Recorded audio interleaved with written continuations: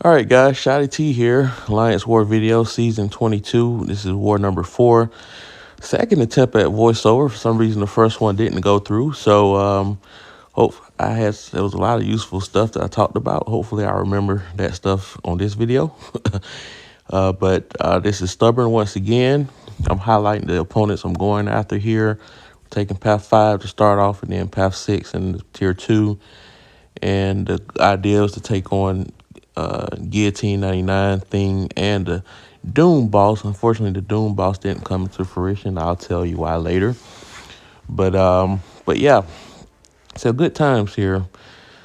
Nothing like doing a second voiceover. So first you don't succeed, try again. There are two suicide rosters here. Got Jahi Mart and Aguila I guess this Mexican Alliance, they were pretty fast. It was good placement by the opponent. There are some annoying defenders and some trouble nodes, especially on the right side, as you can see there. That Nick Fury on Spite is pretty annoying. You got Havoc, Mojo, Mole Man, got Sasquatch on Encroaching Stun and half power, but he's unawakened, so that makes the fight a little easier there. But yeah, so my attack team, we're going to be bringing Claire, Torch, because we're done with the Abyss now, and we're going to be bringing Venom. So, and as I'm recording this video, we are currently in another war where I have the exact same attack team. So that war video will probably be posted sometime tomorrow, Sunday, because today is Saturday right now. So first war fight, we got Venom against Rogue. So not sure what type of limber the opponent has, but I'm not going to really find out much about it because I'm just going to hit into the block and deuce heavy. When you face a Rogue, because you never know when the opponent may have like a 5 out of 5 in limber. So just to avoid that unnecessary risk of trying to parry attack, especially if she shrugs off that parry quick and you try to counter and get parried, just I don't want how to deal with that madness. So really the idea here is just to hit into the block, induce heavy, induce specials. It's a great thing to have. As you can see, I do some perfect space control there to interrupt her, counter her special with my heavy, so I can get that passive fury with the ebb and flow knockdown, and then punish her with the SB2. I did a quick parry and went straight into the special without even hesitating, in case she had high limber. So next fight here, we got Human Torch against Darkhawk. This is going to be, as you saw in my Abyss videos, you haven't checked that out. Abyss, the Darkhawk, Human Torch is a great counter against him. He can one-shot, obviously, the Abyss version, so that'll make the war version of this much easier. Now, of course, the only thing I have to worry about here is Stubborn. But other than that, and of course, the ebb and flow knockdown, after my Fury passive wears off, he'll purify all the debuffs I have on him, so I have to be careful not to be in the middle of a parry when he restores everything. So just a little subtle thing I do be on the lookout for the whole fight, so I don't have to worry about being caught up in that. So we're triggering Stubborn, but that's fine. We're just trying to make sure that we bait the SB2, and we're trying our best to not get cornered with that uninterrupted heavy, because this heavy attack, for some reason I can't evade it completely while cornered. That second part of that windmill turnaround always hits me, so I don't know if you can really evade it. Anyway, we do another knockdown, go straight to SB3 here, get some Nova Flames going. Unfortunately, we don't take advantage of those Nova Flames. We try to parry here, but we mistime it, so we end up blocking him instead. And then he goes straight into SB1, but it's all good. He has recoil, by the way. This is that Aguila I was talking about that I'm facing. So just little things I always do to scout, make things a little easier, know what I'm dealing with each fight. All right, next fight here, we got Ebony Maw. This is going to go a lot easier than the Sorcerer Supreme fight. previous video. Because as I mentioned in that video, Torch is a better counter, but at that point I had Torch in the Abyss. So you'll see this fight goes a lot smoother. I do put on some small boosts there. Get ready for the fights ahead because I got a lot of energy. So I'm just going to blitz through these next few fights here with a small boost. All right, we're going to leave that long distance relationship global, not global, but the link node up. So I can do a little bit of cheese healing against Ebony Maw with Torch. All right, got a reparry there. And I know a lot of people place this guy here because a lot of people can't reparry, or sometimes they'll throw double medium, which you can't parry. And then also with the falter mechanic, I don't have to worry about missing with Torch if I have at least a 10 temperature. So, and get another notification there. Last war, that was a big problem. It wasn't as bad this war. I just have to remind myself to take off the notifications or just give people a heads up that I'm in a fight. Don't interrupt me. But yeah, much smoother fight than the Sorcerer Supreme, I would say. So we actually gained 5% health due to the willpower from the weakness debuff and the falter debuff. So that's that fight there. Next fight, we got Venom against Spider-Gwen. Of course, Venom counters all Spider-Verse champs, but there's one small thing about this, and this is good. It's always good to know your champ's abilities, so understand why those abilities exist. So Venom, he counters Spider-Verse champs, but the Clantar debuff, that black debuff that's going on, as you can see there, not the black debuff, but the black buff, that is the buff that gives Venom the ability to counter the evade mechanics of all Spider-Verse champs. But when it's nullified, then they can actually be evaded, or they can actually evade. So as you can see here with this Power Snack node, every 7 seconds, every time I pop up a new buff, it gets nullified and the opponent gains power. So the thing here is that they nullified my Clintar buff, so as you'll see, she evades. So, but I kind of knew that going into the fight. I was hoping that I would have my dexterity debuffs, my dexterity buffs nullified instead, but that's why you improvise. But now I have True Strike, so it doesn't really matter.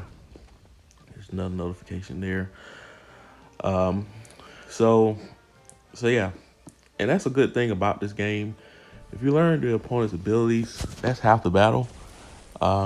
As an attacker and as a defender.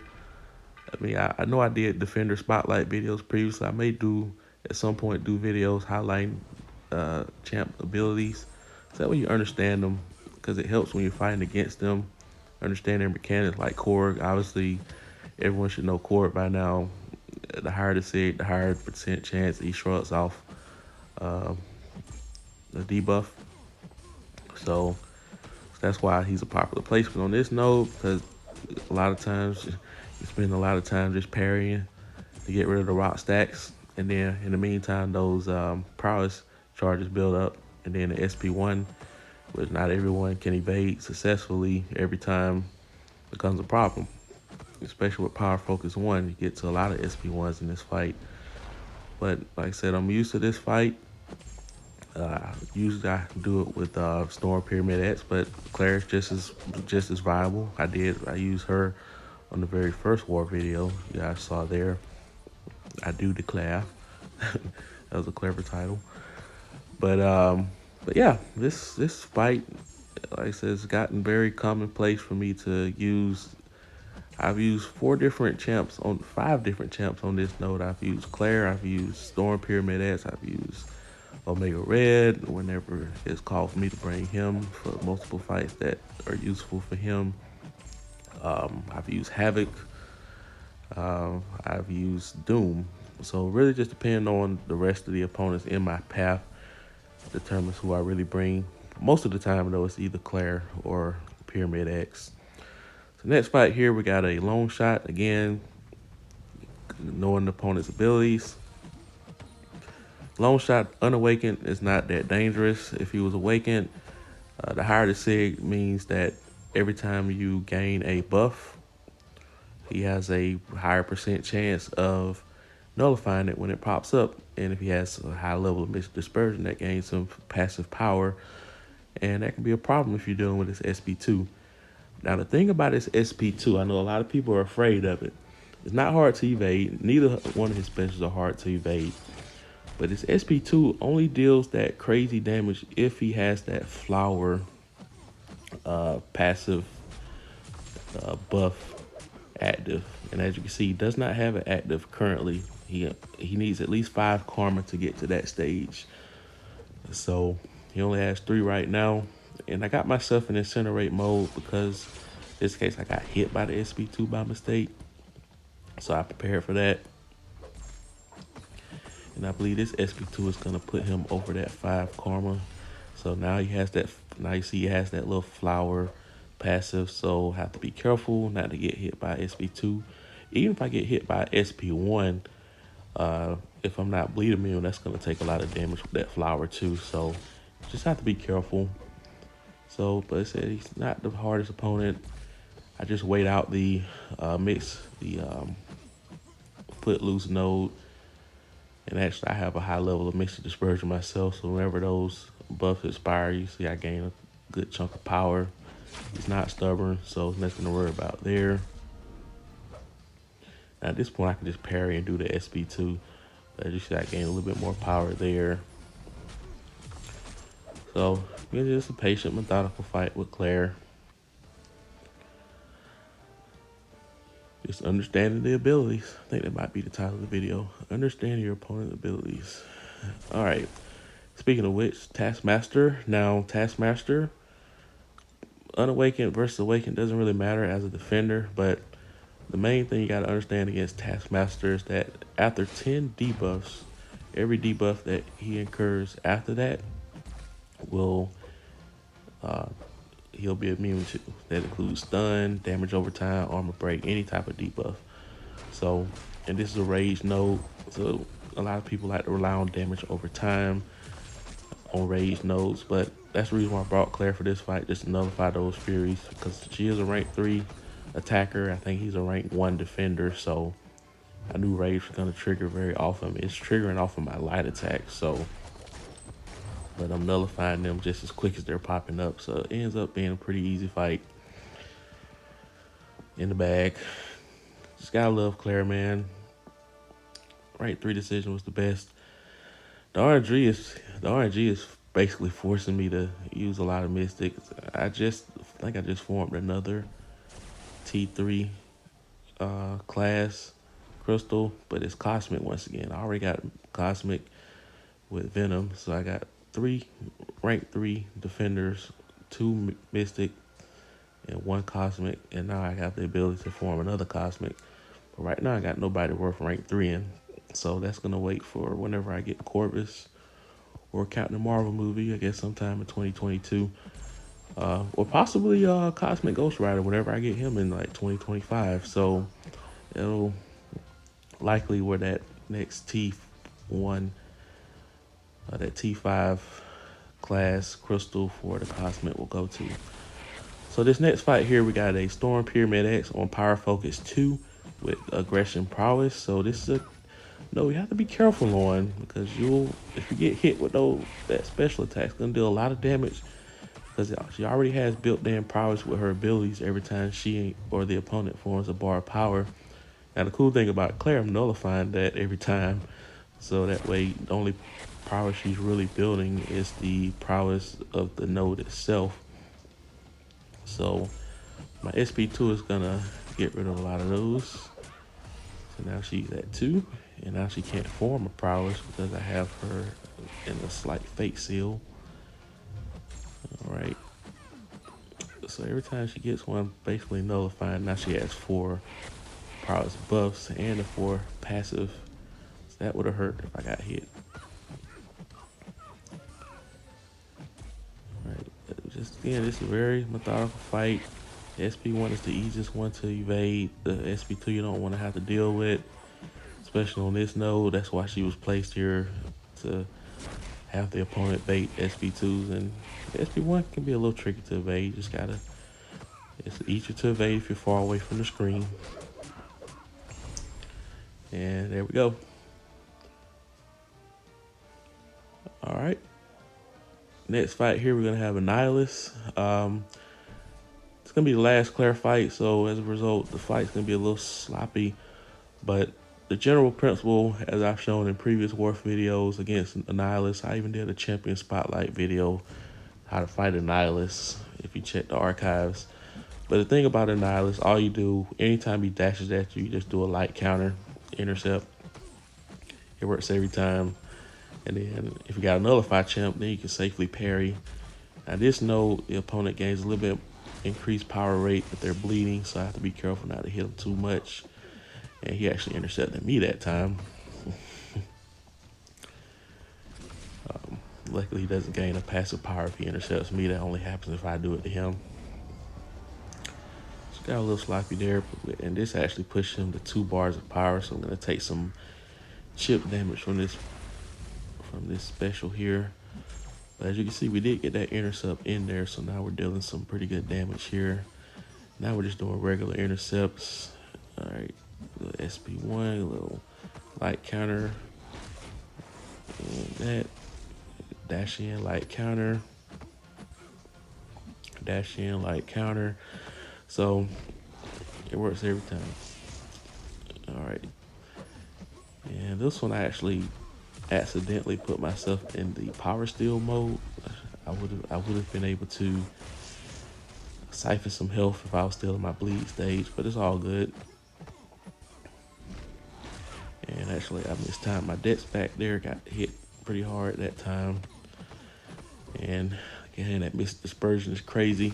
So nullified those buffs, immediately went to 3 bars. I thought I was gonna be throwing the SP2 here, but it's all good. Last Claire fight.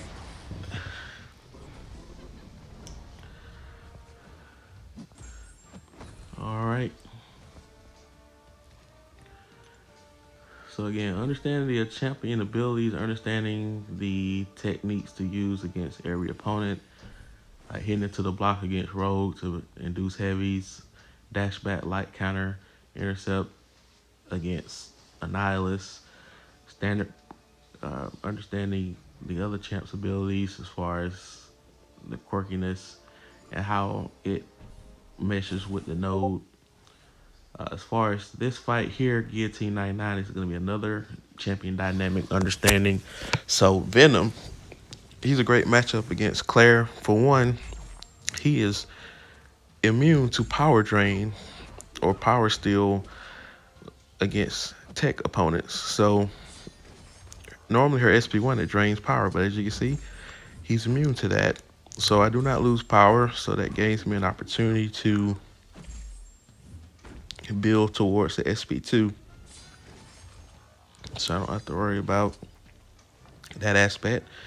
And then the second thing I do is I heavy attack her, knock her down, because against Guillotine 99, anytime you knock her down, she goes to a cooldown where you don't have to worry about any of your attacks missing. But then once that cooldown expires, then if you try to be aggressive, she will cause you to miss. So if you just want to keep refreshing it every time that meter expires. And of course, heavy attack also causes armor break, get rid of that armor that she has. And I perfectly set myself up to be at an SP1 by the time she got to less than 15% with that regeneration. So we used the SP1 to consume that regeneration and actually regenerated some myself. So that fight went pretty textbook. Last fight of the war, because unfortunately we ended up losing this war. Like going into this particular fight, it was still up in the balance. Like the opponent still had like a couple of our opponents left. So we would have had to be like perfect, not die at all to make sure that, because we had a slight diversity edge, so we would have had to not die at all to win this war. But unfortunately, by the time we got to the boss thing across the board as the alliance, we had a 4 attack bonus deficit, and that was not enough for our diversity edge to overcome that. So as a result, the last war fight, I ended up not boosting at all. Tried to go in with Torch against Doom with a pre-fight ability. First of all, the pre-fight was bugged, so don't know if I would have one-shot him anyway, even if it was on the line. And that's been a bug lately, so that's something Kabam has to fix. But another reason why that one shot didn't happen is because Doom is a stubborn defender, so, and unfortunately Torch is not a stubborn attacker, so every time you dash back, you're gonna trigger stubborn.